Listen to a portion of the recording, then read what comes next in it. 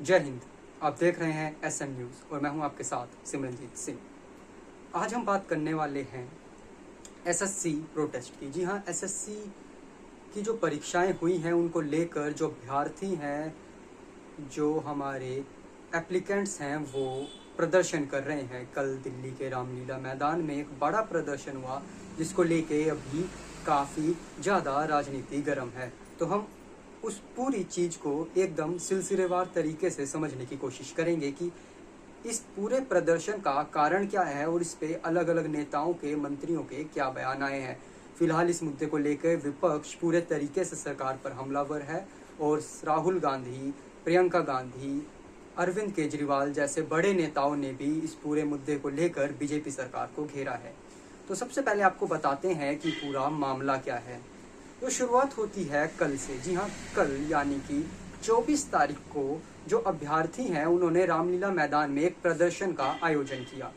ये प्रदर्शन जो है ये ठीक चल रहा था, लेकिन अभ्यर्थियों का कहना है कि शाम में तकरीबन 5 बजे जो है वहाँ पर उनके प्रदर्शन स्थल की जो बिजली थी वो काट दी गई। और वो काटने के बाद में वहाँ पर लेकिन उन्होंने अपना आंदोलन नहीं रोका और वो आंदोलन चलता रहा।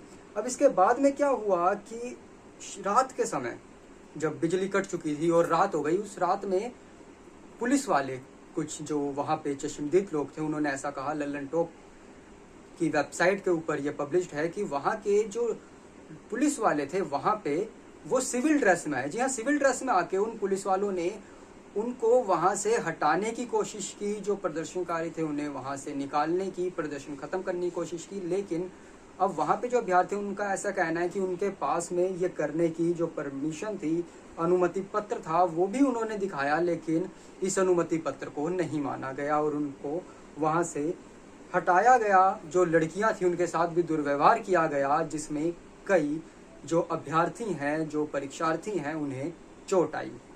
तो अब इसमें हुआ क्या? अब इसमें आगे चलें तो ये जो प्रदर्शन है ये ऐसा नहीं है कि अभी चालू, ये प्रदर्शन चालू हुआ जो एसएससी की परीक्षा थी, जो कि 24 जुलाई से लेकर 1 अगस्त के बीच में कुछ परीक्षाएं हुई थी, उस परीक्षा के बाद में ये जो प्रदर्शन है ये होना चालू हुआ। क्योंकि तो ये जो प्रदर्शन जब चालू हुआ तो उसके बाद में होता क्या है, ये प्रदर्शन बीच में थोड़ा सा शांत हो गया था, क्योंकि जो एसएससी के अधिकारी थे उनके बीच में जो वहाँ के कुछ हमारे ये मंत्री हैं और जो प्रतिनिधि थे छात्रों के, इन सभी में कुछ बैठकें हुई, कुछ बातचीत हुई, जिसके बाद में जो विरोध प्रदर्शन है वो थोड़ा अस्थायी रूप से हमारा शांत हो गया। लेकिन हुआ क्या, जो सीजीएल की परीक्षा है जो स्थगित हो गई और 6 अगस्त को एसएससी के स्टेनोग्राफर परीक्षाओं में अनियमितताओं के आरोप लगाए कुछ छात्रों ने, कुछ अभ्यर्थियों ने, जिसके बाद में ये जो प्रदर्शन है ये दोबारा से भड़क गया। अब इसके बाद में हुआ क्या, जो कुछ छात्र थे उन्होंने कहा कि भाई, हम जब कल ये प्रदर्शन कर रहे थे ये बताया गया प्रशासन की तरफ से किया गया था, और कुछ छात्र तो वहां से भागे, लेकिन जो कुछ थे जो वहां पे नहीं हटे और उन्होंने क्या किया, जो प्रशासन है उन्होंने उनको जबरन उठाना चालू कर दिया। तब हुआ क्या है, यहाँ पे टाइम्स ऑफ इंडिया की एक वेबसाइट पर जो आर्टिकल पब्लिश्ड है, जो न्यूज़ पब्लिश्ड है, उसमें कहा गया है कि जो पुलिस है वो ऐसा बता रही है कि किसी भी तरीके की बदसलूकी नहीं की गई है। करीब 1500 प्रदर्शनकारी रामलीला मैदान में जमा हुए थे। इनमें से लगभग 100 ने बार बार अनुरोध करने और सूचना के बावजूद तय समय के बाद जाने से इनकार कर दिया। इसके बाद 44 लोगों को हिरासत में लिया गया, जबकि बाकी लोग जो हैं वो तितर बितर हो गए। अब यहाँ पे सवाल ये उठता है कि जो प्रशासन है, जो प्रदर्शन है, यदि वो शांतिपूर्वक चल रहा था तो वहाँ पर ऐसी क्या चीज़ हुई जो रात में ये सारा कुछ हो गया। अब यहाँ पर एक और दिलचस्प बात ये भी निकल के आती है, जिससे पुलिस के ऊपर सवालिया निशान खड़े हो रहे हैं कि पुलिस ने वहाँ पर लल्लन टॉप, हमारा न्यूज़ ऑर्गेनाइजेशन है, लल्लन टॉप के वहाँ पे पत्रकार जो हैं वो शामिल थे। वहाँ पे उस प्रदर्शन के बीच में वो रिपोर्टिंग कर रहे थे, कैमरामैन थे जिनका माइक पुलिस ने जबरदस्ती छीन लिया, उनका कैमरा बंद करवा दिया, उनके आईडी कार्ड चेक किए और कहा कि हमें कुछ शक लग रहा है। ये सारी चीज़ें जो है वो उनके कैमरे में कैद हैं और वेबसाइट पे, उनके यूट्यूब चैनल पे पब्लिश भी हैं। तो पुलिस के इस कदम पे भी, पुलिस के इस तरीके पे भी सवाल उठ रहे हैं। तो होता क्या है, यहाँ पे जो प्रदर्शनकारी हैं उनके कुछ मांगे हैं, उन पर हम बाद में आएंगे, लेकिन उससे पहले हम आपको बताते हैं कि ललन टॉप ने क्या कहा, जैसा कि आप यहाँ स्क्रीन पे भी देख सकते हैं, तो ललन टॉप ने एक ट्वीट किया है ऑर्गेनाइजेशन और काफी एसएससी प्रोटेस्ट को लेकर कवर करने गई द ललन टॉप की टीम को दिल्ली पुलिस ने हिरासत में लिया। दिल्ली के रामलीला मैदान में जारी एसएससी के खिलाफ प्रदर्शन की कवरेज करने से पुलिस रोक रही थी। जी हाँ, पुलिस रोक रही थी। इसके बाद पुलिस ने रिपोर्टर रजत पांडे और कैमरा पर्सन राशिद अली काजमी को हिरासत में ले लिया। उस दौरान क्या क्या हुआ सब कैमरे में कैद। तो इसका एक लिंक भी है जो यहीं पे ट्वीट में ललन टॉप ने प्रोवाइड करवाया है और इसमें साफ देखा जा सकता है कि किस तरीके से एक वरिष्ठ अधिकारी पुलिस के वो आईडी कार्ड देखते हैं उनका, रिपोर्टर्स का, कैमरामैन का, और कहते हैं कि हमें इसमें कुछ शक है, और उसके बाद में उनका कैमरा बंद करवा लेते हैं और उन्हें वहां से जबरदस्ती उठा लिया जाता है। अब इसी में राहुल गांधी जो है वो भी एक ट्वीट कर रहे हैं। राहुल गांधी क्या कहते हैं, रामलीला मैदान में शांतिपूर्ण प्रदर्शन कर रहे एसएससी अभ्यर्थियों और शिक्षकों पर बर्बर लाठीचार्ज शर्मनाक ही नहीं, एक डरपोक सरकार की पहचान है। जी हाँ, यहाँ पर राहुल गांधी ने सरकार को, दिल्ली सरकार को, केंद्र सरकार को डरपोक कह दिया है। युवाओं ने सिर्फ अपना हक मांगा था, रोजगार और न्याय, मिली क्या? लाठियां। जी हाँ, आजकल छात्रों को लाठियां ही मिल रही हैं।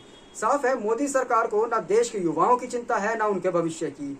क्यों हो? यह सरकार जनता के वोट से नहीं, वोट चुरा कर सत्ता में आई है। पहले वोट चुराएंगे, फिर परीक्षा चुराएंगे, फिर नौकरियां चुराएंगे, फिर आपका हक और आवाज दोनों कुचल देंगे। युवाओं, किसानों, गरीबों, बहुजनों और अल्पसंख्यकों अपना वोट इन्हें चाहिए, आपका वोट इन्हें चाहिए नहीं, इसलिए आपकी मांगे कभी इनकी प्राथमिकता नहीं होंगी। अब वक्त है डरने का नहीं, डटकर मुकाबला करने का। तो ये शब्द हैं राहुल गांधी। अब यहीं पर अरविंद केजरीवाल, दिल्ली के पूर्व मुख्यमंत्री और आम आदमी पार्टी के संयोजक, भी ट्वीट करते हुए कहते हैं, बीजेपी की तानाशाही और गुंडागर्दी देखिए। एसएससी परीक्षा की गड़बड़ियों को लेकर छात्र महीनों से इंसाफ की लड़ाई लड़ रहे हैं। उनकी आवाज सुनने की बजाय रात के अंधेरे में उन पर लाठियां बरसा दी गई। सोचिए, जिन हाथों में कल किताबें होनी चाहिए थी, आज उन पर चोट के निशान है। मीडिया के लोगों को भी खबर कवर करने से रोका गया। देश में खुली गुंडागर्दी चल रही है। बीजेपी से सवाल पूछने वालों पर लाठियां बरसा के, लाठीचार्ज करा के उनकी आवाज दबा दी जाती है। किसी को भी उठा के जेल में डाल दिया जाता है। चाहे कोई भी कानून बदल दिया जाता है। जो बीजेपी को वोट ना दे तो उसकी वोट काट दी जाती है। बीजेपी ने लोकतंत्र ही नहीं बल्कि पूरे सिस्टम का मजाक बनाकर रख दिया है। जी, ये शब्द हैं अरविंद केजरीवाल के। ऐसे ही प्रियंका गांधी वाड्रा, वो भी आजकल राजनीति में दिलचस्पी ले रही हैं और पूरे तरीके से मुद्दों पर अपनी राय रखती हुई नजर आती हैं। तो वो कहते हैं, दिल्ली के रामलीला मैदान में प्रदर्शन कर रहे एसएससी छात्रों पर पुलिस बल प्रयोग अमानवीय है और शर्मनाक है। हम परीक्षा में धांधली, हर भर्ती में घोटाला और पेपर लीक से पूरे देश के युवा त्रस्त हैं। भाजपा राज्य में भर्ती प्रक्रिया और परीक्षाओं में व्याप्त भ्रष्टाचार युवाओं का भविष्य बर्बाद कर रहा है। उसे ठीक करने के लिए और युवाओं की बात सुनने की जगह उन पर लाठियां बरसाना दुर्भाग्यपूर्ण है। छात्रों पर क्रूरता बरताने के बजाय उनकी बात सुनी जानी चाहिए। तो ये शब्द हैं कुछ बड़े बड़े राजनीतिक नेताओं के जो इस पूरे मुद्दे पर सरकार को घेर रहे हैं। अब इसमें जो प्रदर्शनकारी हैं उनकी कुछ मुख्य मांगे भी हैं जिनको लेकर वो ये प्रदर्शन कर रहे हैं। हालांकि ये मांगे उनकी एक हद तक सही भी है, क्योंकि होता क्या है, देश में आज अगर एक भर्ती निकाली गई, उसका एग्जाम होगा, सेकंड एग्जाम होगा, रिजल्ट आएगा, उसके बाद में पता चलता है कि बच्चे पेपर दे रहे हैं और पेपर दे के वापिस ही आ रहे हैं, उन्हें सेंटर से बाहर निकल के रास्ते में खबर मिलती है कि जी पेपर लीक हो गया। तो अब ऐसे में देश के युवा क्या करें? क्या नहीं देखा जा सकता कि दुनिया के जहाँ पर, जिस देश में लगभग सबसे ज़्यादा हमारे युवा हैं, वहाँ पर किस तरीके से बेरोजगारी इस हद तक बढ़ रही है कि युवा बड़ी बड़ी डिग्रियां लेके अच्छे खासे पैसे अपनी पढ़ाई पर लगाने के बाद बहुत सस्ती नौकरियां करने पर मौजूद हैं या फिर अधिकतर बेरोजगार बैठे हैं। क्या पढ़ा लिखा युवा एक मजदूर का काम करेगा? शायद यही काम करने में उसे अंदर ही अंदर एक समस्या भी महसूस होगी कि आखिर इतनी पढ़ाई का क्या फ़ायदा, जब देश को चलाने वाले कुछ नेता, कुछ मंत्री जो राज कर रहे हैं सत्ताओं पर, या उनके क्षेत्र के कुछ बड़े बड़े मंत्री जो पदों पर विराजमान हैं, पर उनके पास कुछ डिग्रियां नहीं या वो पढ़े लिखे नहीं, पर ये युवा पढ़े लिखे होकर बेरोजगार बैठे हैं। तो इनकी कुछ मांगे हैं, उन पर आते हैं। प्रदर्शनकारियों की मुख्य मांगे हैं कि शिकायतों के समाधान के लिए एकल खिड़की पद्धति के रूप में भारतीय छात्र आयोग की स्थापना की जाए। भर्ती चक्र को 6 से 8 महीने में पूरा करने के लिए एक निश्चित परीक्षा कैलेंडर प्रकाशित करें, यानी कि एक प्रॉपर कैलेंडर के हिसाब से जो है वो सारी चीजें चलें। उत्तर कुंजी यानी कि जो आंसर की होती है, आंसर की समय पर जारी करें और परिणाम से पहले आपत्तियां दर्ज कराने की अनुमति दें। कुप्रबंधन या फिर सही तरीके से जो प्रबंधन ना कर पाए, ऐसे में दोषी पाए गए जो परीक्षा केंद्र हैं उनको ब्लैक लिस्ट किया जाए और उन पर जुर्माना लगाया जाए। लापरवाही के मामले में जो प्राइवेट कंपनीज हैं, जो निजी एजेंसियां हैं, उनको जवाबदेह ठहराया जाए और उनके जो कॉन्ट्रैक्ट्स हैं वो रद्द कर दिए जाएं।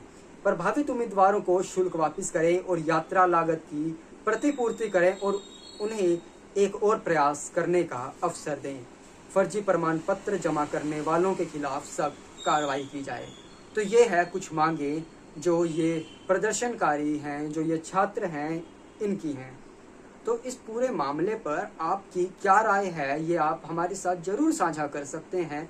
और हमारा मानना यही है कि जब कुछ लोग हमारे देश के, हमारी राजधानी के, जब कुत्तों को पकड़ा जा रहा था, जब जानवरों के ऊपर एक कोर्ट का फैसला आया था, उसको लेकर रोड पर आ गए थे, तो क्यों इन छात्रों के लिए, इन युवाओं के लिए कोई आगे नहीं आ रहा, कोई अपनी आवाज नहीं उठा रहा? क्यों मेन स्ट्रीम मीडिया, बड़े बड़े न्यूज चैनल्स, न्यूज ऑर्गेनाइजेशंस इन सारी खबरों को एक तरफ हटा के कुछ गैर जरूरी या फिर इम्पोर्टेंट ही नहीं है ऐसे मुद्दों को दिखा रहे हैं, जबकि बड़े मुद्दे, देश का भविष्य एक तरफ साइड में कर रखा है? तो आपकी क्या राय है, इसे हमारे तक जरूर साझा करें, कमेंट सेक्शन में लिखें और अपने विचार जरूर सभी तक पहुंचाएं। वीडियो को अंत तक देखने के लिए आपका बहुत बहुत धन्यवाद। यदि आप अपनी कोई भी बात हम तक शेयर करना चाहते हैं तो आप हमें मेल कर सकते हैं। हमारी ईमेल आईडी कमेंट सेक्शन में नीचे और डिस्क्रिप्शन में भी मेंशन्ड है। हमारे लिंक्स के थ्रू भी, हमारे सोशल मीडिया प्लेटफॉर्म्स के थ्रू आप हम तक कभी भी पहुंच सकते हैं। अब आपसे मुलाकात होगी एक नई वीडियो में। धन्यवाद।